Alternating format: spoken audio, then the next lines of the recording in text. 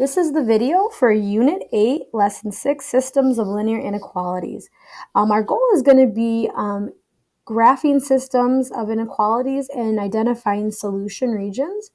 And this is a review skill from Math 1 that's good to review before the SAT. So for systems of inequalities, similar to equations, you're looking for ordered pairs that are solutions to each inequality, but they're actually more than one solution. So we're finding that all the points in a shaded region of a graph could be a solution to a system. So the graph of inequality is the graph of all the solutions to the system. So we'll have shaded regions that represent entire solution sets. Just a reminder of some of the things, and we're going to more look at graphing in slope-intercept form because it has those nice inequality rules we can remember with above and below. You could graph with intercepts, but for this review, we're just going to look at slope-intercept form. So just a couple reminders, if you are doing this in slope-intercept form, we see a nice relationship when we have y on a side by itself. So when we have a greater than sign, we're going to see that we're using a dotted line, so we're not including the points that are on the line. If it's a greater than and y is by itself, we're going to be shading above. If it's less than, we're shading below, right? If same rules apply for greater than or equal to or less than or equal to, but we're going to find that we use a solid line, but still have that above and below that we're using. The shading rules are different when you need a test point. If you're shading, if it's a vertical line, or you may or may not need a test point for that actually, but if it's in standard form, you're going to need a test point. So this only really holds if it's in slope-intercept form. And we're going to just focus on that for this video.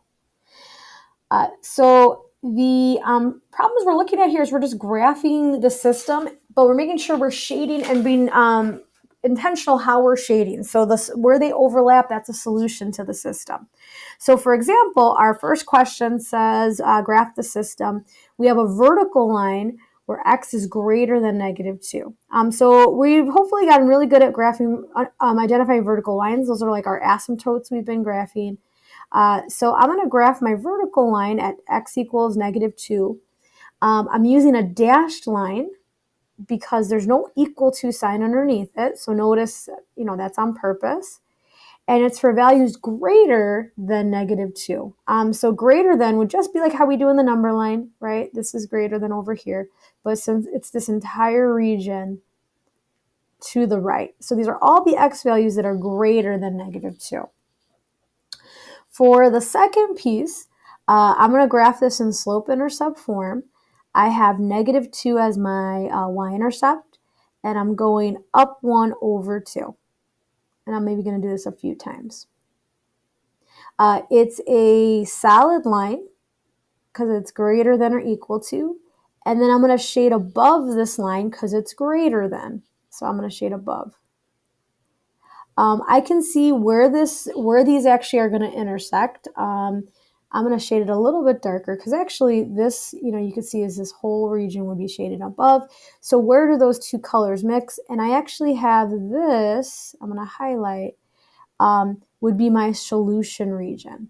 So what that means is any point I pick from this is a solution to my system. So it doesn't matter which point I pick. If I pick, let's say, like this point right here, 1, 1, 1, 1 would be a solution to my system, right? If I put 1 and 1 in here, it would check out. So anything in that green region is the solution region. There's multiple points that satisfy both inequalities.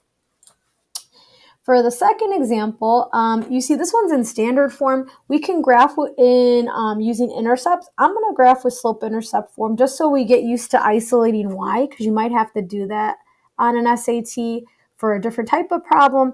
But again, you can graph with intercepts if that's what you like to do.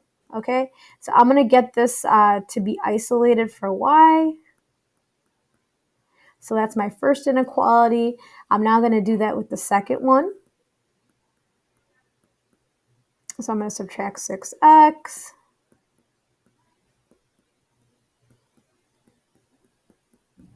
Divide by 3. negative 2x plus 4. So these are my two inequalities I'm going to go ahead and graph now. The first one, using slope-intercept form, I got a 2. I'm going to go down 2 over 1. I see that it's a dashed line.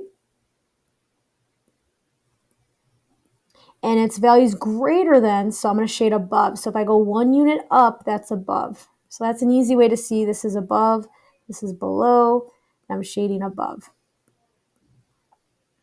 For the other graph, same thing. I would plot it at 4. I'm going down 2 over 1. These are parallel lines, so if this was a system of equations, it would be a no solution. But since it's an inequality, it's a little different, right? We could have a solution region.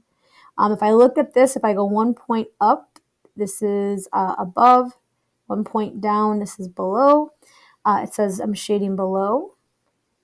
So you see the overlap is actually going to be between these two parallel lines. So that would be our solution region. The last two are going to be ones that you try out, but again, same concept. You're going to graph it, shade, and then anything that overlaps, you want to make it more defined so that you can see your solution region. If you have any questions, you could ask during class, sign up for T-Bolt time, or go to the center.